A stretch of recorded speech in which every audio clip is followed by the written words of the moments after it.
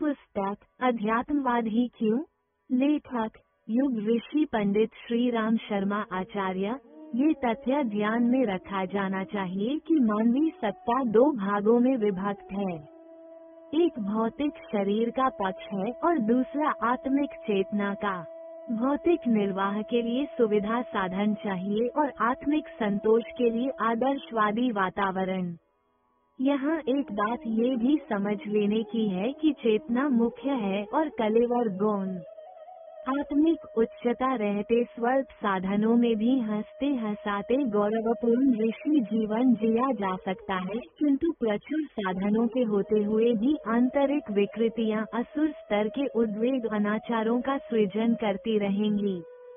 एक व्यक्तिगत संदर्भ में आज का व्यक्ति समस्याओं के जाल में दिन दिन जकड़ता चला जा रहा है। क्या धनी, क्या निर्धन, क्या विद्वान, क्या अशिक्षित, क्या रुग्ण, क्या स्वस्थ, सभी स्तर के मनुष्य अपने को अभावग्रस्त और संकटग्रस्त स्थिति में पाते हैं।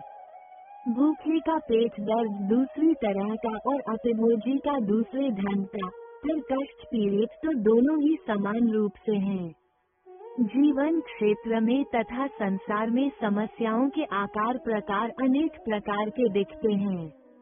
उनमें भिन्नता भी बहुत रहती है, एक दूसरे से असंबद्ध प्रतीत होती है और उनके कारण पृथक पृथक दिखाई पड़ते हैं, पर उनके मूल में एक ही कारण होता है, अध्यात्मवादी दृष्टिकोण।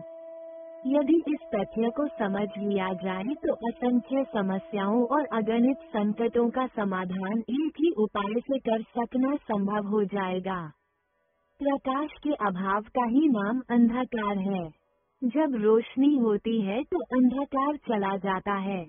अध्यात्म की ज्योति बुझ जाने से संकट खड़े होते हैं और उस प्रकाश के धूमिल पड़ जाने से अनेकानेक समस्याएं उठती और उलझती चली जाती हैं। छुट-पुट उपचार तो अनेक ढंग से निकल आते हैं, किंतु टिकाऊ हल अध्यात्म के सहारे से ही निकल सकता है।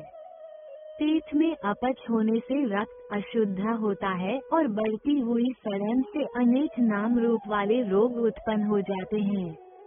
इनका स्थानीय और सामयिक उपचार करने से तात्कालिक राहत मिल सकती है, पर स्थायी समाधान ढूंढना हो तो रक्त शुद्धि और अपच निवारण की बात सोचनी पड़ेगी।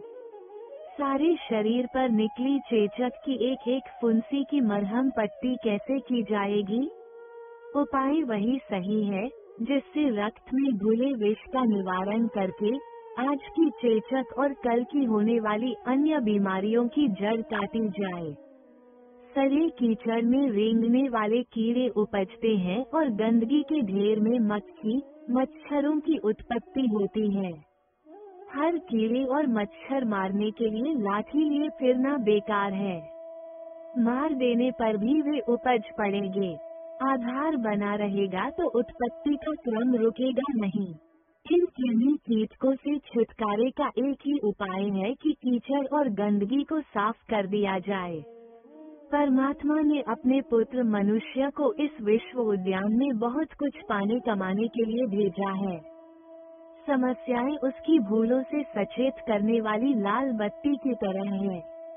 यदि हम मनुष्योचित दृष्टिकोण अपनाएं और शालीनता का जीवन जिएं, तो अवरोधों से जूझकर शक्ति नष्ट करने की समस्या न रहेगी और प्रगति पथ पर अनवरत गति से बढ़ते हुए पूर्णता का लक्ष्य प्राप्त करना ही तब अपने सामने एकमात्र कार्य रह जाएगा। आइए विचार करें कि हमारे व्यक्तिगत जीवन में आए दिन कौन कौन सी समस्याएं त्रास देती हैं, वे क्यों उत्पन्न होती हैं और उनका स्थिर समाधान क्या हो सकता है।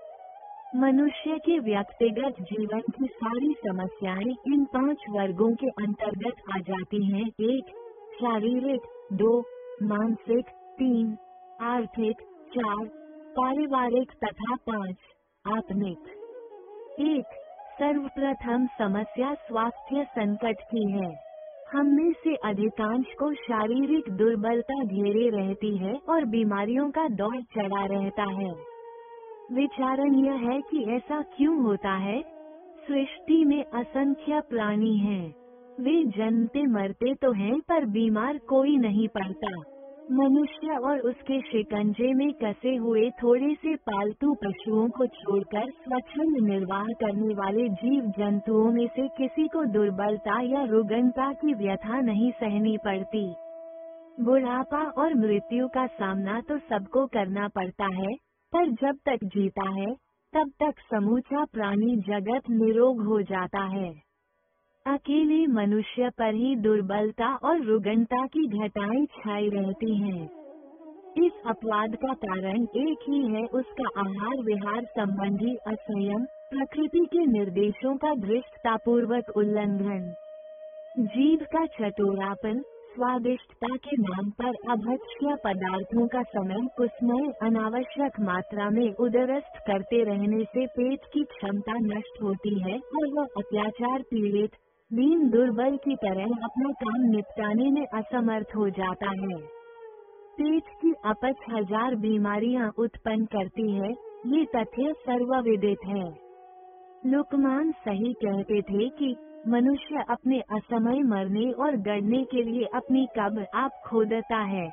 इंद्रिय असंयम से वो अपने शक्ति भंडार को होली की तरह जलाता है और बर्फ की तरह अपने पौरुष को गलाकर समाप्त करता है। अस्त व्यस्त दिनचर्या, आलस्य, प्रमाद, गंदगी जैसे दुर्गुण अपनाने वाले, प्रकृति की प्रेरणाओं और नियत मर्यादाओं का उल्लंघन करने वाले नियति की दंड व्यवस्था से बच नहीं सकते। उन्हें रुग्णता की व्यथा सहनी ही पड़ेगी। इसका निवारण दवादारों की जादूगरी से नहीं हो सकता।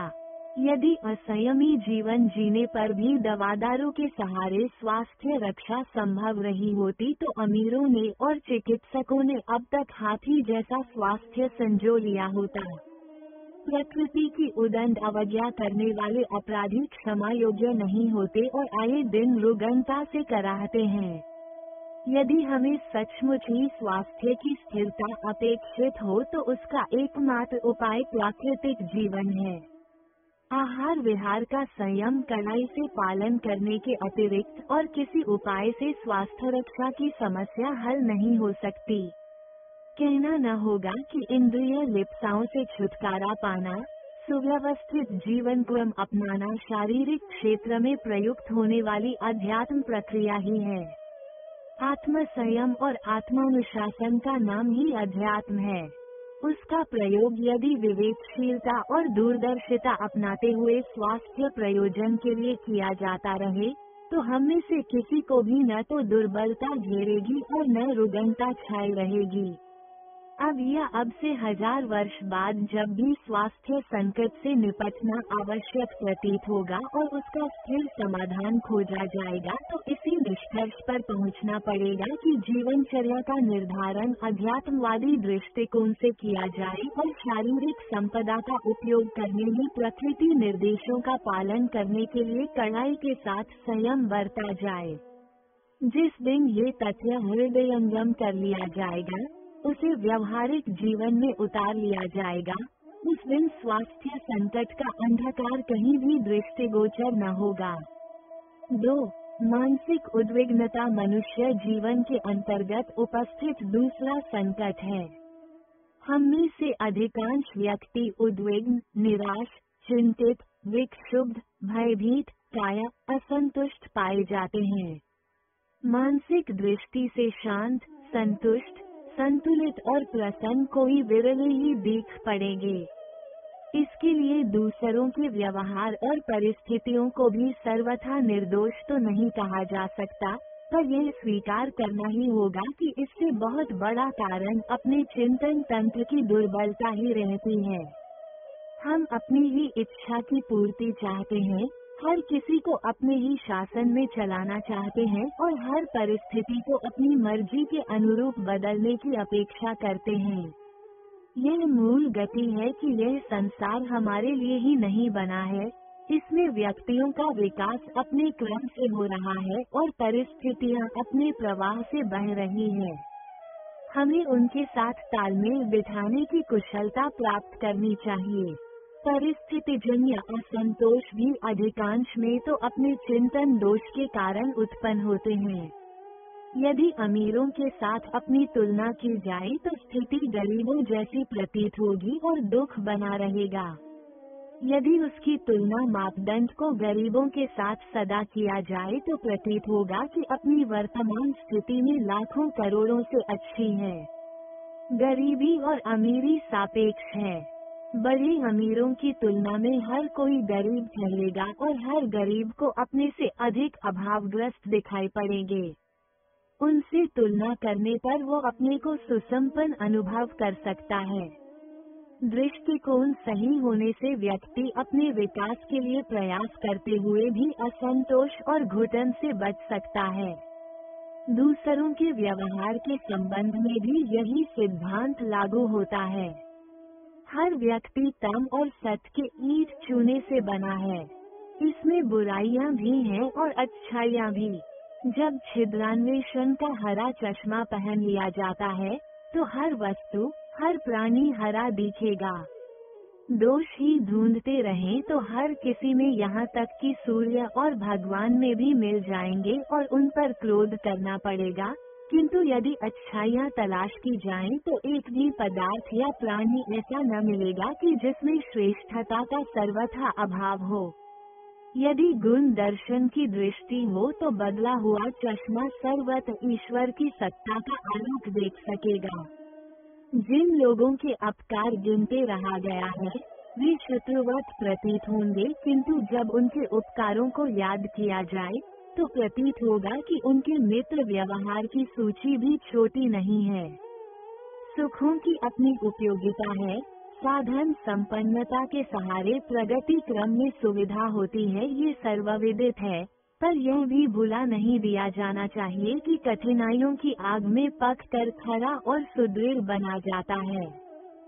सोने को अग्नि परीक्षा में और हीरे को खराद पर चढ़ने में कठिनाई का सामना तो करना पड़ता है, पर उसका मूल्यांकन उससे कम में हो भी तो नहीं सकता। कठिनाइयों के कारण मनुष्य में धैर्य, साहस, कौशल, पराक्रम जैसे कितने ही गुण विकसित होते हैं, जागरूकता बढ़ती है और बहुमूल्य अनुभव एकत्रित होते हैं। अभावों और संकटों में दुर्बल मनस्थिति के लोग तो टूट जाते हैं, पर जिनमें जीवन है वे चौगुनी सौगुनी शक्ति के साथ उभरते देखे गए हैं। संपन्नता की अपनी उपयोगिता है और विपन्नता का अपना महत्व है। यदि दोनों का समुचित लाभ उठाया जा सके तो यह उभयपक्षीय अनुदान प्रगति के पथ पर अग्रसर करने के लिए अपने अपने ढंग से सहायता करते दिखाई पड़ेगा। नमक और मीठा परस्पर विरोधी है तो भी उनसे स्वाद संतुलन बनता है। तानों और बानों के धागे एक दूसरे से विपरीत दिशा में चलते हैं, पर उनका गुंथन उपयोगी वस्त्र बनकर सामने आता है। रात्रि और दिन की स्थिति में भिन्नता ही नहीं विपरीतता भी है, पर उनके समन्वय से ही समय चक्र घूमता है। विपरीतताओं का समन्वय ही संसार है। जीवन श्रृंखला इन विचित्रताओं की कड़ियों से मिलकर बनी है। हमें दोनों की उपयोगिता समझनी चाहिए। पुण्यात्माओं से बहुत कुछ सीखा जाता है और पापियों को सुधारने की नीति अपनाकर आत्म परिष्कार कर अपनी करुणा, सहृदयता, सेवा भावना को विकसित करने का अवसर मिल सकता है। दुरंगी दुनिया की विचित्रता से खिन्न होने की अपेक्षा यह अधिक बुद्धिमत्तापूर्ण है कि उसके सहारे खट्टे मीठे अनुभव प्राप्त किए जाएं और इन परस्पर परिस्थितियों में भिन्न भिन्न प्रकार के लाभ लिए जाएं। जिनका चिंतन आध्यात्मिक स्तर का होगा वे समुद्र में आने वाले ज्वार भाटे से भयभीत न होंगे, वरन इतना भर सोचेंगे कि किस स्थिति का किस प्रकार सामना किया जाए और उससे क्या लाभ उठाया जाए।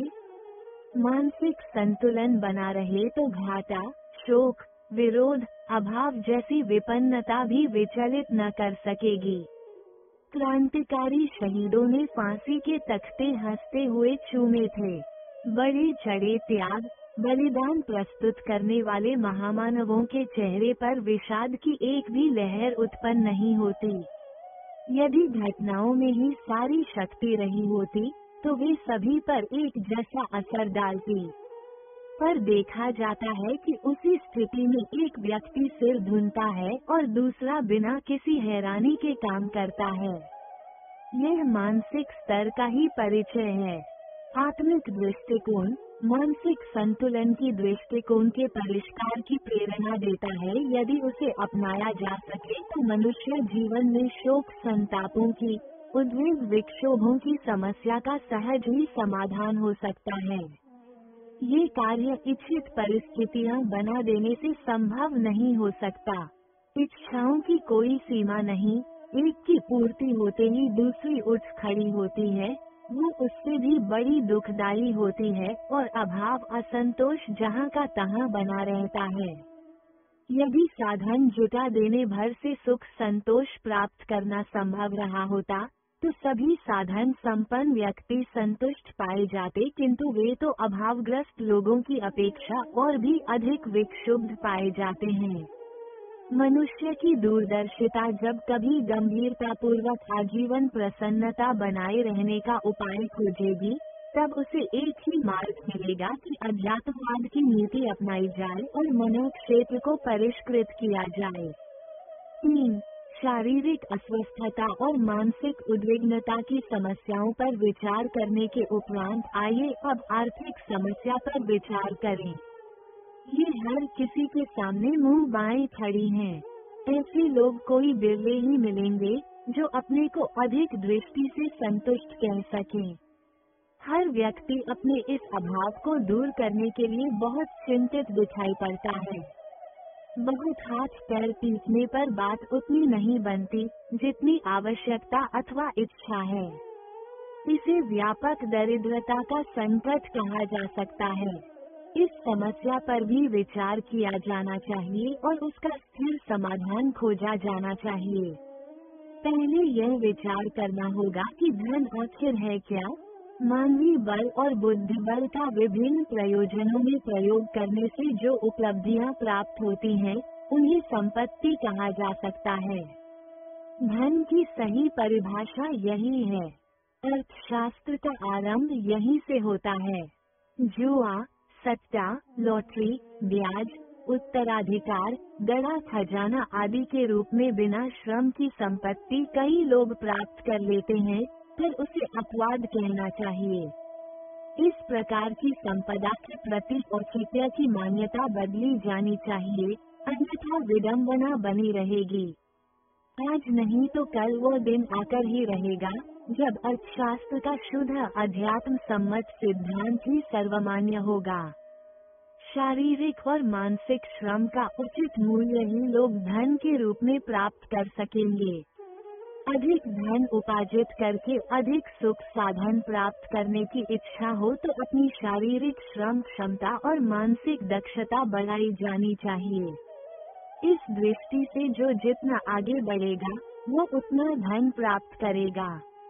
अपना दुर्भाग्य यह है कि हम श्रम से जी चुराने की प्रकृति अपनाते हैं और आराम तलबी से समय गुजारना चाहते हैं। श्रम की अप्रतिष्ठा हमारा सामाजिक दोष है। हरामखोरों को बड़ा आदमी एवं भाग्यवान कहा जाता है। श्रमजीवी अभागे और अछूत माने जाते हैं। ये प्रवृत्ति बदली जानी चाहिए। संपन्नता को खरीदने के लिए श्रम क्षमता विकसित की जानी चाहिए। शरीर की तरह ही मस्तिष्क भी उपार्जन का साधन है। शिक्षा, शिल्प, कला कौशल, व्यवहारिक मधुरता आदि वरिष्ठता के सहारे अधिक धन कमाया जा सकता है। हम लक्ष्मी पूजन जैसे किसी आकस्मिक संयोग से धन प्राप्त करने की बात सोचते हैं और चाहते हैं कि अकर्मण्यता अदक्षता जहाँ की तहाँ बनी रहे। आलस्य प्रमाद में कमी न करनी पड़े और प्रचुर मात्रा में धन ऐसे ही आसमान से छप्पर फाड़कर बरस पड़े। यह अनात्मवादी मान्यता ही अर्थसमस्या का मूल कारण बन जाती है। आध्यात्मिक दृष्टिकोण संपन्नता का औचित्यपूर्ण मार्ग सुझाता है।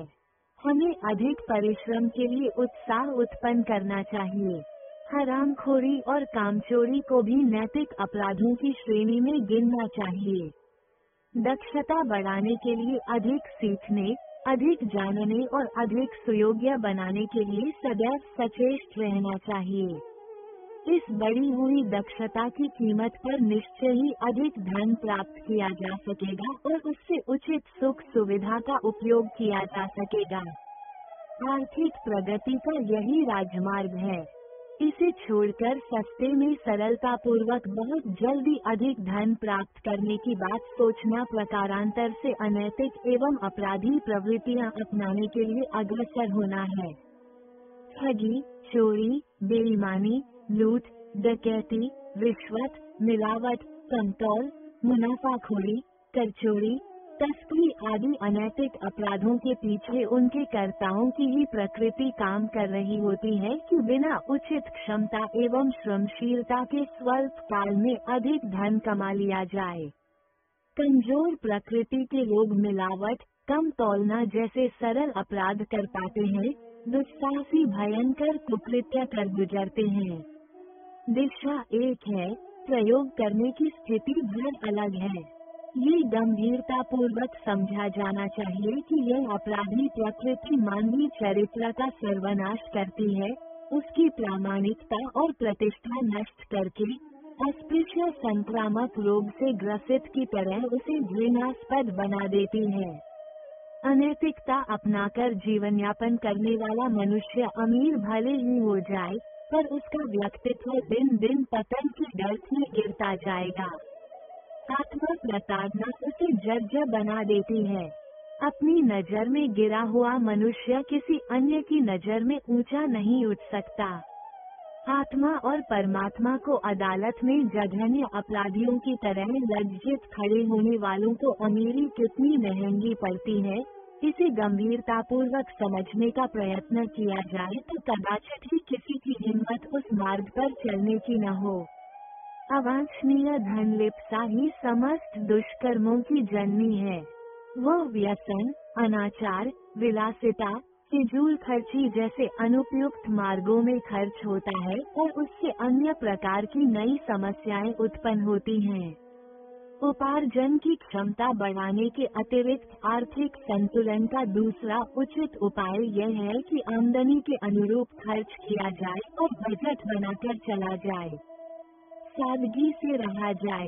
अपनी जितनी आमदनी के दूसरे समझदार लोग जिस स्तर का जीवन यापन करते हैं, उसका अनुसरण किया जाए। यदि आमदनी नहीं बढ़ सकती, तो खर्च सीमित रहने चाहिए। विशेषतः नए खर्चे तो सिर पर लादना ही नहीं चाहिए। बच्चों की संख्या बढ़ाना भी आर्थिक संकट मोल लेने जैसा ही है। इसके कारण सारा परिवार अर्थाभाव में पिसता है। बच्चों का विकास भी नहीं हो पाता। उनकी आत्मा इस दयनीय स्थिति के लिए उन्हीं मुर्दों को कोसती है जो संतानोत्पादन से पूर्व इस नए उत्तरदायित्व के निर्वाह में असमर्थ होते हुए भी अंधेरे में कदम बढ़ाते चले गए। आध्यात्मिक सिद्धांत के अनुसार परिवार में क्रियाशीलता बढ़ाकर भी संकट की चिंता से बचा जा सकता है। एक कमाए सब खाएं की परंपरा अपने घरों में चल रही है। इसे छोड़कर छोटे गृह उद्योगों की व्यवस्था हर घर में की जा सकती है और खाली समय में कुछ कमा लेने का उत्साह उत्पन्न हो तो ऐसे उपाय सहज ही खोजे जा सकते हैं जिनमें आजीविका वृद्धि की दिशा में प्रगति हो सके। ऋण लेने की आदत बेईमानी का ही छोटा रूप है। आपातकाल में अलग किसी व्यावसायिक प्रयोजन के लिए पूंजी रूप में ऋण लिया जा सकता है, किंतु खर्च बढ़ा लेने और उसकी पूर्ति ऋण लेकर करना ऐसा अविवेक है जिसका दुष्परिणाम एक दिन दिवालिया बन जाने, बेईमान कहलाने और तिरस्कार सहने के रूप में सामने आता है। आध्यात्मिक आदर्शों से प्रभावित व्यक्ति आवश्यकताओं को सीमित रखने में समर्थ होता है तथा ऋणी बनना पसंद नहीं करता, इसलिए इस विडंबना से बच जाता है। अपने देश में सामाजिक कुरीतियां अर्थ संकट उत्पन्न करने का बहुत बड़ा कारण है। विवाह शादियों में होने वाले अपव्यय कुरीतियों में सर्वप्रथम है। मृतक भोज, धर्माडंबर की आड़ में कुपात्रों से जेब कटाते रहना जैसी अनेक मूर्खताएं अपने समाज में प्रचलित हैं, जिनके कारण असाधारण रूप से धन की बर्बादी होती है और लोगों को दरिद्र एवं बेईमान बनना पड़ता है। और सभी कुप्रथाएं भी ऐसी ही हैं, जिनको चौधरी पंचों की लोक चर्चा की परवाह किए बिना एक ही झटके में उखाड़ फेंकना चाहिए। ये साहस विवेकवान तथा आत्मबल संपन्न व्यक्ति ही कर सकते हैं। अविवेकी लोग ऊंचे रास्ते अपनाकर धनी बनना चाहते हैं, किंतु अनाचार एक दिन प्रकट होकर ही रहता है। तब ग्राहकों के असहयोग का संकट उस उपार्जन को ठप करके रख देता है। कामचोर और बेईमान कर्मचारी कभी उन्नति नहीं कर सकते। ईमानदारी की नीति पर चलते हुए ही हर व्यक्ति प्रामाणिक बन सकता है। अपने श्रम एवं उत्पादन का प्रामाणिकता के आधार पर अधिक मूल्य पा सकता है एवं अधिक सम्मान भी। अर्थ क्षेत्र में श्रमनिष्ठा, मनोयोग पूर्वक कार्य संलग्नता, ईमानदारी, प्रामाणिकता, सादगी, मितव्ययिता ये सभी गुण अध्यात्म आदर्शों के अनुरूप हैं। इन्हें अपनाए बिना अर्थ संकट से बचे रहने का, अर्थ उपार्जन तथा संतुलन का और कोई मार्ग नहीं। अनीति की कमाई का आकर्षण तथा मूर्खतापूर्ण अपव्यय की आदत ही अर्थ संबंधी विकृतियों का कारण बनती है। आध्यात्मिक दृष्टिकोण का व्यक्ति इन दोनों से सहज ही बच जाता है। अनुत्पादकता तथा जमाखोरी को आर्थिक संतुलन के लिए विष माना जाता है। कमाया 100 हाथ से जाए, पर दान 1000 हाथ से करें की नीति अध्यात्म की परंपरा है। वो संतोष हानिकारक है, जिससे मनुष्य अकर्मण्य बनता है और उत्पादन से हाथ से कोड़ता है। हर व्यक्ति को राष्ट्रीय उत्पादन बढ़ाने के लिए अथक परिश्रम करना चाहिए। अंतर इतना ही है कि वो उपार्जन एकाकी उपयोग में न लगाकर सार्वजनीन हित साधन में लगाता रहे। निषेध एकाकी उपयोग का है। उसी के संबंध में कहा गया है कि जो आप ही कमाता और आप ही खाता है वह चोर है। यह अध्यात्म सम्मत अर्थनीति ही व्यक्ति और समाज की सुख शांति में वृद्धि कर सकती है और इसी को अपनाकर अर्थ संकट से सदा के लिए छुटकारा पाया जाता है। 4. चौथी समस्या पारिवारिक है। गृह कलह से लोग अशांत पाए जाते हैं। ऐसे परिवार थोड़े से ही मिलेंगे जिनमें स्नेह, सौजन्य, सद्भाव, सहयोग का वातावरण हो और छोटे छोटे घरों में स्वर्गीय हर्षोल्लास का जीवन जिया जा रहा हो। बाहर से एक दिखते हुए भी मनोमालिन्य, असहयोग, उपेक्षा, अवज्ञा, आपाधापी की स्थिति बनी रहती है और अनुशासनहीनता पनपती रहती है। इन कारणों से परिवार संस्था नष्ट भ्रष्ट होती चली जा रही है। परिवार संस्था का महत्व समझा जाना चाहिए। व्यक्ति और समाज के बीच की कड़ी परिवार है। यही वो खदान है जिसका वातावरण सुसंस्कृत बना रहे तो नव रत्न निकलते रहेंगे। अपना गौरव और राष्ट्र का वर्चस्व बढ़ाते रहेंगे। परिवार घटकों का समूह ही समाज है। स्कूली शिक्षा से जानकारी भर बढ़ती है। गुण, कर्म, स्वभाव के आधार पर बनने वाला चरित्र तो परिवार की पाठशाला में ही बनता है। इसी व्यायामशाला में अभ्यास करके व्यक्तित्व ढालने की प्रक्रिया संपन्न होती है। इन तथ्यों की उपेक्षा कर देने के दुष्परिणाम ही पारिवारिक समस्याओं के रूप में सामने आते हैं। आज परिवार की आर्थिक आवश्यकता पूरी करने भर का ध्यान रखा जाता है। अच्छा खिला पहना दिया, पढ़ाई और शादी के साधन जुटा दिए, उत्तराधिकारियों के लिए धन छोड़ दिया तो पारिवारिक उत्तरदायित्वों की इतिश्री समझ ली गई। इसका अर्थ तो ये हुआ कि परिवार के सदस्य भौतिक यंत्र मात्र हैं, जिनकी आवश्यकताएं भौतिक साधनों तक जुटा दिया जाना पर्याप्त है। मोटर के लिए पेट्रोल, लुब्रिकेशन, ग्रीस, पानी आदि जुटा देना पर्याप्त है, पर मनुष्य मशीन तो नहीं है। उसके भीतर जीवन और चेतना भी है। उस कल्पवृक्ष का पनपना और परिष्कृत बनना सद्भावना और सत्प्रवृत्तियों का खाद पानी पाकर ही संभव हो सकता है। ये साधन जुटाए जा सके तो गरीबी में रहते हुए भी किसी परिवार के सदस्य नैष्ठिक नागरिकों की, श्रेष्ठ सज्जनों की श्रेणी में गिने जा सकने योग्य बन सकते हैं। परिवारों के सृजन और परिपोषण के लिए अध्यात्म दृष्टिकोण से ही तो परिस्थितियां ऐसी बनेंगी जिसमें पलने वाले आजीवन अपने सौभाग्य को सराहते रहेंगे। विवाह वासना के लिए नहीं, विशुद्ध रूप से दो आत्माओं के बीच घनिष्ठता, मैत्री एवं सहयोग के लिए किए जाएं और उसी आदर्श को दोनों पक्ष निभाएं तो निश्चित रूप से उनके बीच उच्च स्तरीय आत्मीयता विकसित होगी। वे दोनों हर स्थिति में संतुष्ट रहेंगे और कर्तव्य, उत्तरदायित्व को समझते हुए पूरे परिवार को समुन्नत बनाने में जुटे रहेंगे। ऐसे लोग संतानोत्पादन के लिए लालायित नहीं हो सकते। वे स्वतः ही समझेंगे कि घर के बड़ों की सेवा, बराबर वालों का सहयोग और छोटों को अनुदान देने की जिम्मेदारियां पूरा करना आवश्यक है। उनकी पूर्ति के लिए ही जब पर्याप्त धन और समय नहीं है तो अनावश्यक अतिथियों को घुसपैठ क्यों करने दी जाए।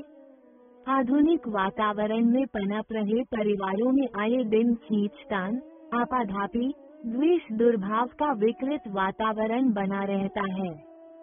फलतः उस घुटन में जो भी रहते पलते हैं दुर्बुद्धि ग्रसित होते जाते हैं। यदि इस स्थिति को बदला जा सके और इस पाठशाला में सद्भावना और सत्प्रवृत्तियों के आधार पर दैनिक कार्य व्यवहार का ढांचा खड़ा किया जा सके तो घर का हर व्यक्ति नित्य नियमित रूप से श्रमशीलता, स्वच्छता, मधुरता, मितव्ययिता, सहकारिता, सेवा, सहायता, ईमानदारी, कर्तव्यपरायणता जैसे गुणों को अपनाता और पनपता चला जाएगा। परिवारों की नर्सरी में ठीक तरह उगाया गया पौधा जिस बगीचे में भी लगेगा, जहाँ भी फलेगा फूलेगा और अपने सुंदर फूलों और मधुर फलों से लदा हुआ वातावरण उत्पन्न करेगा। परिवारों का सृजन और संचालन अध्यात्म दृष्टिकोण अपनाकर किया जाए तो उसमें सद्भावना हिलोरे ले रही होंगी, सत्परंपराएं पनप रही होंगी और उसमें रहने पलने वाले अपने को धन्य अनुभव कर रहे होंगे। किंतु यदि वासना के लिए विवाह, मोह के लिए संतान, लोभ के लिए उपार्जन और अहंकार का आधिपत्य चरितार्थ किया जा रहा होगा तो हर घर में नारकीय वातावरण ही बना रहेगा और उसमें दम घुटने जैसी व्यथा सहन करते हुए हर सदस्य क्रमशः अधिक विकृत ही बन रहा होगा। इस भौतिकवादी दृष्टिकोण ने पाश्चात्य देशों में परिवार संस्था का दम घोंट दिया। वहाँ वासना के लिए विवाह होते हैं और इसी पशु प्रवृत्ति से टकराकर हर दिन जोड़े जुड़ते बिछुड़ते हैं। पति पत्नी में से किसी को विश्वास नहीं होता कि हम लोगों का आज का सहचरत्व कल तक भी स्थिर रह सकेगा या नहीं। अविश्वास और अनिश्चय से भरे दंपत्ति जीवन कितने नीरस, कितने अस्थिर, कितने बनावटी होते हैं और पति पत्नी के बीच कितनी बड़ी दीवार खड़ी रहती है, इसे कोई उन तथाकथित सभ्य लोगों के बीच रहकर भली प्रकार देख सकता है। अभिभावकों को अपनी संतान की अवज्ञा मिलती है और संतान को अभिभावकों की उपेक्षा। ऐसी दशा में संयुक्त परिवारों का वो स्वर्गीय वातावरण कैसे स्थिर रह सकता है जो भारत की अपनी मौलिकता और अपनी विशेषता है, जिसके लिए आज भी समस्त संसार की आशा भरी दृष्टि लगी हुई है और सोचा जा रहा है कि इसी पद्धति को पुनर्जीवित करके व्यक्ति का निर्माण और समाज का विकास संभव है। परिवार संस्था को नव जीवन मिल सके तो वो अपने छोटे छोटे घरौंदे स्वर्गीय अनुभूतियों को अपनी इसी धरती पर दृश्यमान कर सकते हैं। यह नर जीवन गृह विज्ञान के नाम से प्रचलित सुव्यवस्था और सुसज्जा का प्रकरण पूरा कर लेने भर से नहीं मिल सकता। इसके लिए अध्यात्म दृष्टिकोण का गहराई तक समावेश करना होगा। घर को आदर्शवादिता की प्रयोगशाला, पाठशाला, व्यायामशाला के रूप में विकसित करना होगा। आहार विहार से लेकर दैनिक क्रियाकलाप और पारस्परिक व्यवहार में ऐसे सूत्रों का समन्वय करना पड़ेगा जिसके सहारे परिवार के सदस्यों में से हर एक को उत्कृष्ट चिंतन एवं आदर्श कर्तृत्व अपनाने के लिए अदम्य उत्साह पैदा हो सके। धन अपनी जगह उपयोगी हो सकता है, सुव्यवस्था को भी सराहा जा सकता है, पर स्मरण रहे इतने भर से ही परिवार संस्था प्राणवान न हो सकेगी। नई उच्च शिक्षा दिलाकर संतान को कमाऊ पूत बना देना उचित है।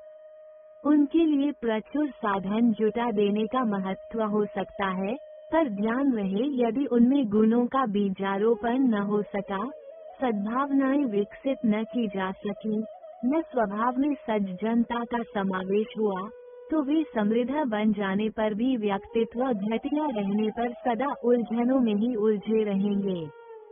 स्वयं कुड़ते रहेंगे और साथियों को भी कुड़ाते रहेंगे। ऐसे व्यक्ति न स्वयं चैन से रहते हैं और न संपर्क में आने वाले किसी को चैन से रहने देते हैं। स्वयं गिरते हैं और साथियों को भी गिराते हैं। ऐसी पीढ़ियां बढ़ाकर कोई मिथ्या अहंकार भले ही कर ले कि हमने पीढ़ियों को पदवीधारी या कमाऊ बना दिया, पर वस्तुतः ऐसे उत्पादन पर किसी की आत्मा गर्व अनुभव नहीं कर सकती। परिवार तो वही धन्य है जिनमें से श्रेष्ठ परंपराओं का निर्वाह कर सकने वाले चरित्र बल, आदर्शवादी नर रत्नों का उद्भव हो सके। ऐसे सुसंस्कृत परिवार केवल वही बन सकते हैं जिनमें अध्यात्म दृष्टिकोण को प्राथमिकता दी गई हो। इसकी उपेक्षा की जाती रहे तो फिर यह सोचना व्यर्थ है कि भारत के प्राचीन आदर्शों की मूर्तिमान प्रयोगशाला के रूप में स्वर्गीय उल्लास की प्रतिच्छवि प्रस्तुत करने वाले देव मंदिरों के रूप हमें अपने परिवारों को विकसित कर सकने का सौभाग्य प्राप्त हो सकेगा। परिवार संस्था को यदि सच्चे अर्थों में जीवित रखना, उसे मात्र भीड़ों का बाड़ा नहीं रहने देना है, तो रास्ता एक ही है कि उसका सुनियोजन और संचालन अध्यात्म आदर्शों की प्रमुखता देते हुए किया जाए। शरीर के अवयवों जैसा पारस्परिक सघन सहयोग, घर के सदस्यों के बीच पनपते अधिकारों की उपेक्षा और कर्तव्यों के प्रति जागरूकता का आदर्श यदि परिवार का हर व्यक्ति निभाए तो उस उद्यान के सभी पेड़ पौधे शोभा सुषमा से हरे भरे दिखाई पड़ेंगे। अपने सुगंध सौंदर्य से सारे वातावरण को हर्षोल्लास से भर रहे होंगे। 5. व्यक्तिगत जीवन की 5वीं समस्या आत्मिक विकास की है। आत्मिक जीवन में परमात्मा का अनुग्रह, आंतरिक शांति, आत्म संतोष एवं आत्म लाभ होने की तृप्ति को सफलता का चिन्ह माना जाता है।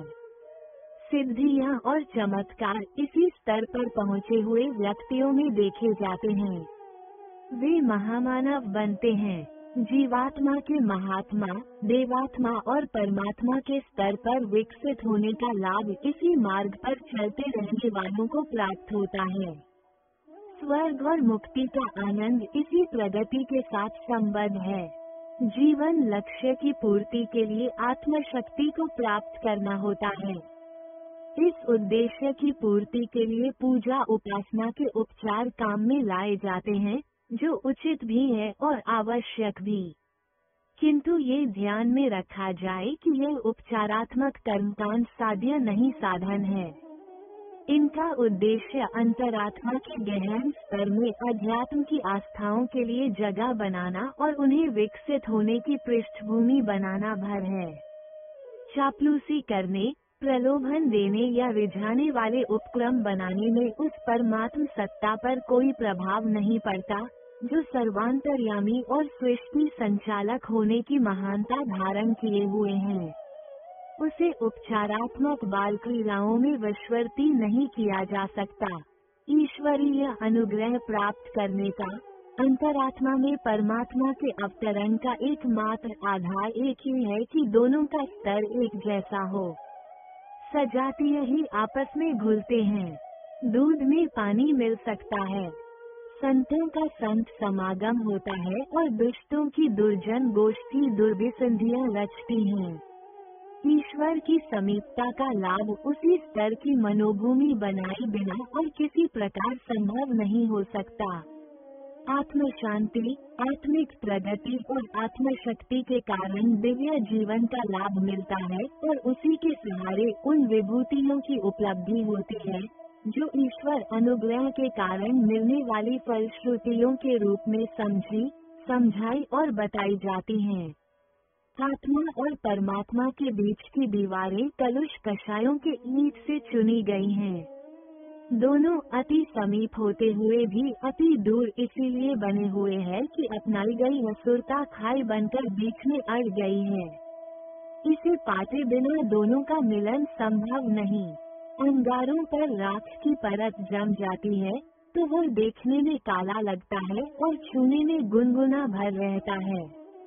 यदि इस परत को हटा दिया जाए तो अंगारा फिर पूर्व स्थिति में आ जाएगा और उसकी चमक तथा गर्मी वैसी ही दृष्टिगोचर होगी जैसी कि पहले रहती थी। आत्मा परमात्मा का अंश है। अंश में अंशी की सारी विशेषताएं विद्यमान हैं। विक्षेप उसी अवांछनीयता द्वारा उत्पन्न किया हुआ है जिसे माया, भ्रांति, अज्ञान आवरण आदि के नामों से पुकारते हैं। पूजा पाठ की आरंभिक और योग तप की उच्च स्तरीय उपासना पद्धति बताई और अपनाई जाती है। गहराई से देखने पर इस समूची प्रक्रिया का उद्देश्य आत्म सुधार और आत्म परिष्कार के लिए अंतर्भूमिका में अभीष्ट पृष्ठभूमि बनाना भर है, जिसकी उपासना इस मूल प्रयोजन को जितनी मात्रा में पूरा कर देती है, उसे उतनी ही मात्रा में आत्मोत्कर्ष का लाभ मिलता है। इस आत्मोत्कर्ष को ही दूसरे शब्दों में आत्म साक्षात्कार एवं ईश्वरीय अनुग्रह के नाम से पुकारा जाता है। जिसकी उपासना इस मूल प्रयोजन को पूरा नहीं करती, रिझाने वाले उपचारों तक भटकती रहती है, उसके पल्ले कुछ पड़ता नहीं। ऐसे ही लोग साधना की निरर्थकता का रोना रोते और असफलता की शिकायत करते पाए जाते हैं। पूजा उपचारों से देवता के प्रसन्न होने और मनचाहे वरदान देने की आशा लगाए रहने वाले व्यक्ति भ्रांतियों की भूल भुलैयों में चक्कर भर काटते रहते हैं। उन्हें वह लाभ नहीं मिलता जो आत्म साधना से मिल सकता है, मिलता रहा है।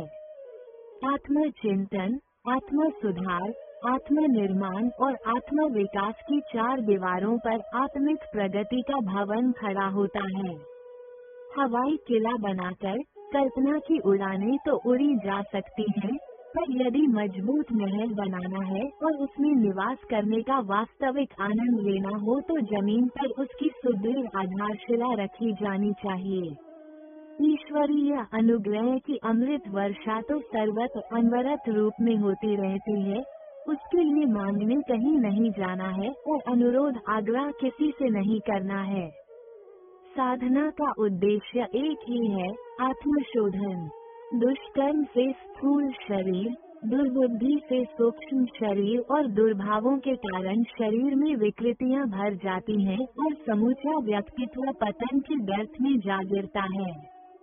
इसी दुर्गति के खड्ड में पड़े हुए लोग नित्य उदय होने वाले सूर्य के प्रकाश से वंचित रहते हैं, ईश्वरीय अनुग्रह से वंचित रहते हैं। ईश्वरीय अनुग्रह से वंचित रहने का कारण हमारी अपनी ही विकृतियां होती हैं। कठोर चट्टान पर अनवरत वर्षा होते हुए भी हरियाली उत्पन्न नहीं होती। इसमें बादलों से अनुरोध करना व्यर्थ है। चट्टान को ही कोमल रेत में बदलना पड़ेगा। ईश्वर से विविध विधि प्रार्थनाएं की जाती हैं। उपासनाओं के अनेकानेक विधि विधान हैं। इनमें प्रकारांतर से आत्मशोधन के सभी संकेतों की ही भरमार है। वेदांत दर्शन के अनुसार अपना परिष्कृत आत्मा ही परमात्मा है। ये परिष्कार ही साधना विज्ञान की पृष्ठभूमि है। ब्रह्म विद्या के अंतर्गत तत्व ज्ञान की सुविस्तृत विवेचना के लिए दर्शन शास्त्र का सृजन हुआ है।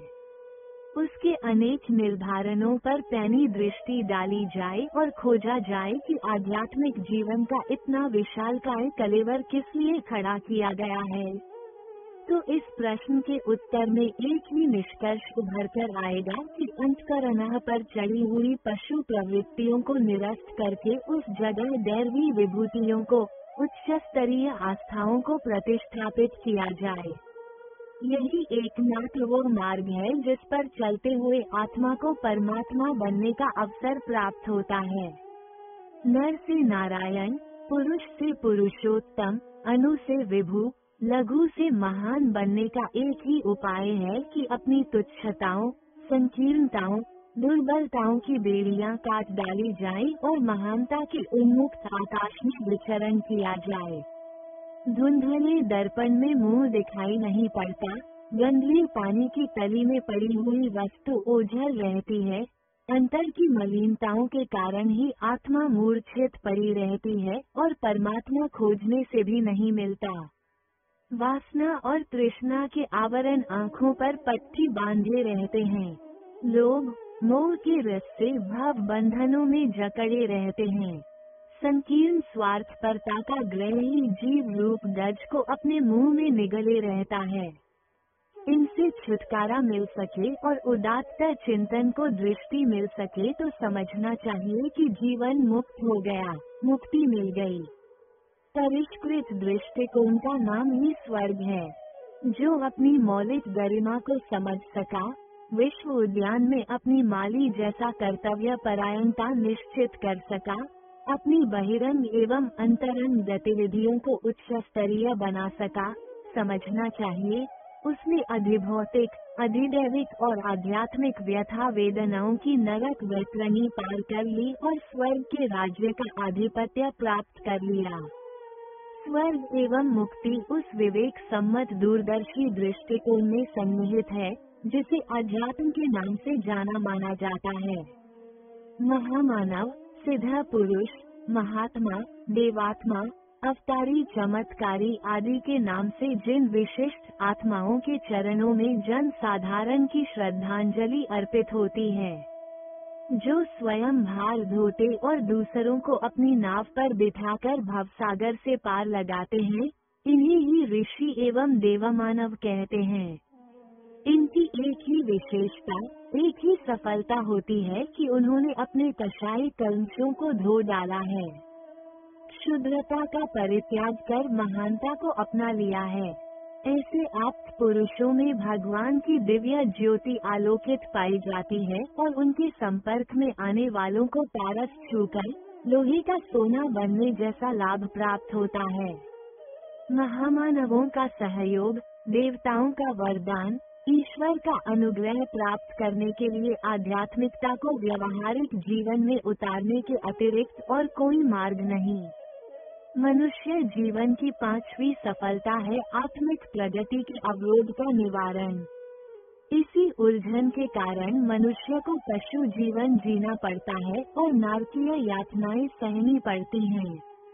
इसका समाधान भी आध्यात्मिक आदर्शों को अपना लेने के अतिरिक्त और किसी प्रकार संभव नहीं हो सकता। यदि हम जीवन की उलझने सुलझाना चाहते हैं, समस्याओं का हल पाना चाहते हैं, तो अध्यात्म की रीति नीति अपनाने के लिए साहस जुटाना चाहिए।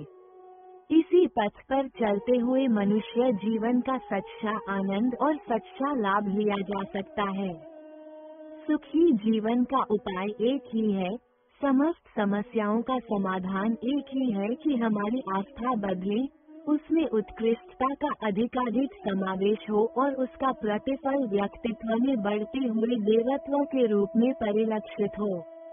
देव समाज के लिए स्वर्गीय परिस्थितियां सुरक्षित हैं। संत इमर्सन कहते थे कि मुझे नरक में भेज दो, मैं वहीं अपने लिए स्वर्ग बना लूंगा। उनका ये दावा मिथ्या नहीं था। उत्कृष्टतावादी के लिए सामान्य परिस्थितियों में भी स्वर्गीय सुख शांति का सृजन कर सकना नितांत सरल, स्वाभाविक एवं संभव है। यदि हम आध्यात्मवादी रीति नीति अपना सकें तो निश्चित रूप से वर्तमान जीवन में प्रस्तुत अनेकानेक समस्याओं का समाधान पा सकते हैं।